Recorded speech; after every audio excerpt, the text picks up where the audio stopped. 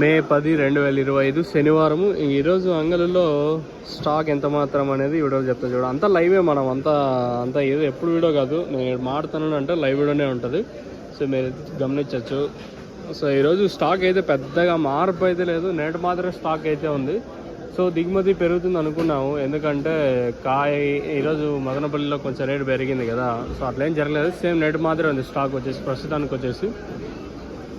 So ఓవరాల్గా చూడవచ్చు, same నేటి మాత్రమే స్టాక్ ఏం పెరగలేదు ప్రస్తుతానికి. నేటి మాత్రం ఇంకేమన్నా ఈ తర్వాత ఏమన్నా వచ్చే బండ్లు వస్తే చెప్పలేము, అంటే మదనపల్లికి పోయే బండ్లు ఏమన్నా అంగళ్ళకి వస్తే చెప్పలేము. ఎగ్జాంపుల్ జరిగే ఛాన్స్ అయితే లేదులేండి. ఓవరాల్గా ప్రస్తుతానికి స్టాక్ తీసుకుంటే నేటి మాత్రమే ఉంది స్టాక్, పెద్దగా మార్పు అయితే లేదు.